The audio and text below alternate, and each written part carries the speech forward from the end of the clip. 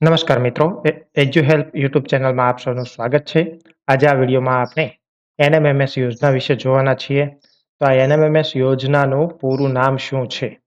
તો યોજનાનું પૂરું નામ છે નેશનલ મીન્સ કમ મેરિટ સ્કોલરશિપ સ્કીમ.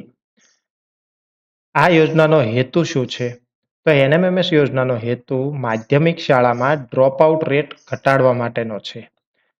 કેવી રીતે મદદરૂપ થશે? તો કે ધોરણ 8માં છે વિદ્યાર્થી પરીક્ષા આપશે અને મેરિટમાં આવશે તો વિદ્યાર્થીને 9 થી 12 સુધી સ્કોલરશિપ મળવાપાત્ર થાય છે. તો એટલા માટે આ યોજના જે છે એ માધ્યમિક શાળામાં ડ્રોપ આઉટ રેટ ઘટાડવા માટે મૂકવામાં આવી છે. તો કોના દ્વારા અમલી કરવામાં આવ્યું છે? કોના દ્વારા આ યોજના મૂકવામાં આવી છે? તો આપણે કહી શકીએ શિક્ષણ મંત્રાલય ભારત સરકાર દ્વારા આ યોજના લાગુ કરવામાં આવી છે. હવે આ યોજનાનો લાભ લેવા માટે પરીક્ષા આપવા માટે અરજી ક્યાં કરવી? તો અરજી જે છે એ રાજ્ય પરીક્ષા બોર્ડ ગાંધીનગરની વેબસાઇટ www.secbexam.org પર જ્યારે જાહેરનામું બહાર પડે ત્યારે અરજી કરવામાં આવે છે. કેટલા વિદ્યાર્થીઓને લાભ મળશે? તો ગુજરાતમાં મેરિટમાં આવનાર 5097 વિદ્યાર્થીઓને જિલ્લા પ્રમાણે જિલ્લાને પણ ક્વોટા ફાળવેલા છે. તો એ પ્રમાણે મેરિટમાં આવનાર વિદ્યાર્થીઓને શિષ્યવૃત્તિ મળવાપાત્ર થાય છે. હવે શિષ્યવૃત્તિની રકમ અને ચૂકવણીના નિયમોની વાત કરીએ તો પરીક્ષા બાદ જિલ્લાવાર અને કેટેગરીવાર મેરિટ તૈયાર કરવામાં આવશે. આ મેરિટમાં આવતા વિદ્યાર્થીઓને માસિક 1000 લેખે વાર્ષિક 12,000 મુજબ 4 વર્ષ સુધી શિષ્યવૃત્તિ મળવાપાત્ર છે. એટલે કે 9મા ધોરણમાં 1000 લેખે 12 મહિના મળશે એટલે 1 વર્ષના તેને 12,000 રૂપિયા શિષ્યવૃત્તિ મળશે. એવી રીતે 9 થી 12 4 વર્ષ સુધી અભ્યાસ કરે તો એ વિદ્યાર્થીને 48,000ની સહાય ચૂકવવામાં આવશે. શિષ્યવૃત્તિની ચૂકવણી માટેની માર્ગદર્શિકા જે છે એ શિક્ષણ મંત્રાલય આપશે અને શિષ્યવૃત્તિ મેળવવા માટે એટલે કે મેરિટમાં આવ્યા બાદ વિદ્યાર્થીએ નેશનલ સ્કોલરશિપ પોર્ટલ પર રિન્યુઅલ અને ફ્રેશ બંને અરજી કરવાની રહેશે. એટલે દર વર્ષે અરજી કરવાની રહેશે. પ્રથમ વખત ફ્રેશ અરજી કરવાની રહેશે 9મા ધોરણમાં, 10, 11, 12માં રિન્યુઅલ અરજી કરવાની રહેશે. હવે રાજ્ય પરીક્ષા બોર્ડ છે એ માત્ર પરીક્ષાનું આયોજન કરે છે. શિષ્યવૃત્તિની ચૂકવણી જે છે એ એનએસપી દ્વારા થશે. એટલે કે કેન્દ્ર સરકાર દ્વારા શિષ્યવૃત્તિની ચૂકવણી થાય છે. પરીક્ષાનું આયોજન રાજ્ય પરીક્ષા બોર્ડ કરશે. હવે આ પરીક્ષા માટેની લાયકાત આપણે જોઈએ તો જે તે શૈક્ષણિક વર્ષમાં ધોરણ 8માં અભ્યાસ કરતા પણ કેવી શાળામાં? તો કે સરકારી પ્રાથમિક શાળા અથવા લોકલ બોડી શાળાઓ એટલે કે જિલ્લા પંચાયત, મહાનગરપાલિકા કે નગરપાલિકા હસ્તકની જે શાળાઓ છે તેવી શાળાના વિદ્યાર્થી અને ગ્રાન્ટીનેડ શાળાના વિદ્યાર્થીઓ એનએમએમએસની પરીક્ષા આપી શકશે. આ પરીક્ષા આપવા માટે જનરલ કેટેગરીના અને અન્ય પછાત એટલે કે ઓબીસીના વિદ્યાર્થીઓએ ધોરણ 7માં 55 કે તેથી વધુ ગુણ મેળવેલા હોવા જોઈએ અને એસસી એસટી હોય તો ધોરણ 7માં 50 ગુણ મેળવેલા હોય તો પરીક્ષા આપવા માટે પાત્ર થશે. એક વસ્તુ ખાસ ધ્યાનમાં રાખવાની છે કે ખાનગી શાળા તેમજ કેન્દ્રીય વિદ્યાલય, જવાહર નવોદય વિદ્યાલય જે શાળામાં રહેવા જમવાની અને અભ્યાસના સઘળા ખર્ચ સરકાર દ્વારા આપવામાં આવતા હોય તેવી શાળાઓના વિદ્યાર્થીઓ પરીક્ષામાં અરજી કરી શકશે નહીં. પરીક્ષાની દ્રષ્ટિએ આ ખાસ મહત્વની નોંધ છે કે નવોદય વિદ્યાલયના વિદ્યાર્થી એનએમએમએસની પરીક્ષા આપી શકશે તો એ વિધાન ખોટું થશે.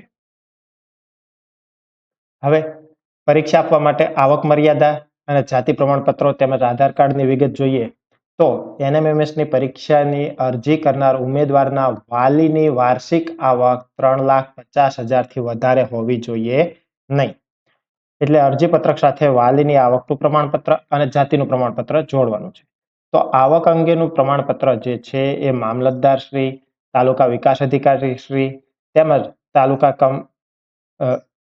તલાટી કમ મંત્રી તાલુકા નહીં આવે, તલાટી કમ મંત્રીનું આવકનું પ્રમાણપત્ર ચાલશે.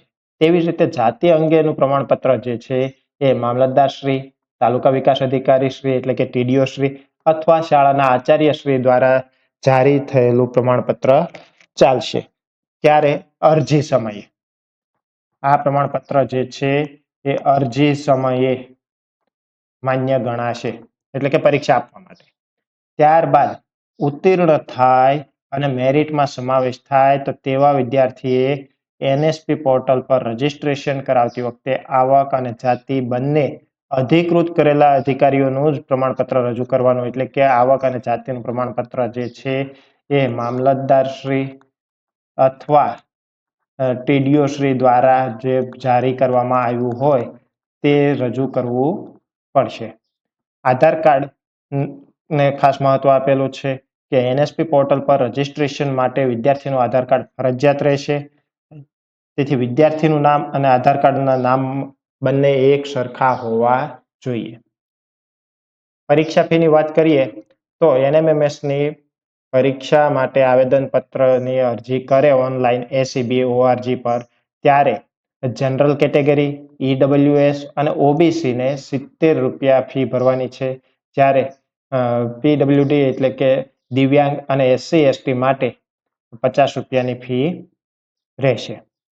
સર્વિસ ચાર્જ અલગથી ચૂકવવાનો રહેશે અને ફી પરત મળશે નહીં. હવે પ્રશ્નપત્રનો ઢાંચો અને ગુણ જોઈએ તો અહીં કસોટી છે એ બે પ્રકારમાં છે: MAT mental ability test and SAT શૈક્ષણિક યોગ્યતા કસોટી. તો અહીં બૌદ્ધિક અને શૈક્ષણિક બંને યોગ્યતા ચકાસવામાં આવે છે. પ્રશ્નો જે છે એ 60 પ્રશ્નો હશે. બંને વિભાગમાં 60 પ્રશ્નો છે અને દરેકના ગુણ 60 છે. અને સમય જે છે એ બૌદ્ધિક કસોટી માટે 60 મિનિટ અને શૈક્ષણિક કસોટી માટે 60 મિનિટ, એટલે બંનેનો સમય 120 મિનિટ એટલે કે 2 કલાકનો સમય મળવા પાત્ર છે. અને અહીં NEP 2020 મુજબની જે અધ્યયન નિષ્પત્તિઓ છે તેના આધારે તૈયાર કરવામાં આવશે. હવે અભ્યાસક્રમમાં મેટમાં જોઈએ તો 60 પ્રશ્નો જે છે તેમાં તર્કશક્તિ, એનાલોજી, વર્ગીકરણ, સંખ્યાત્મક શ્રેણી, પેટર્ન, ગુપ્ત આકૃતિ એટલે કે હિડન ફિગર તેનો સમાવેશ થાય છે.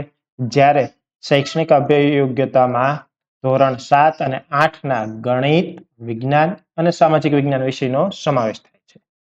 તેના માટે પણ ધોરણ 7માં આખા વર્ષનો અભ્યાસક્રમ આવશે અને ધોરણ 8ના ચાલુ શૈક્ષણિક વર્ષના પ્રથમ સત્રનો અભ્યાસક્રમ નિયત કરવામાં આવેલો છે. કસોટીનું માધ્યમ તો અંગ્રેજી અને ગુજરાતી જે પસંદ કરો તે રહેશે.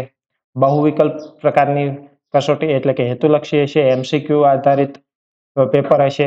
દરેક પ્રશ્નનો 1 ગુણ હશે અને કસોટીમાં મૂલ્યાંકનમાં કોઈ નકારાત્મક ગુણ નથી. જો અંધ વિદ્યાર્થી હોય તો તેને 30 મિનિટનો વધારાનો સમય મળવાપાત્ર છે. અપડેટ મળતી રહે એટલા માટે ચેનલને સબસ્ક્રાઇબ કરશો. Thank you.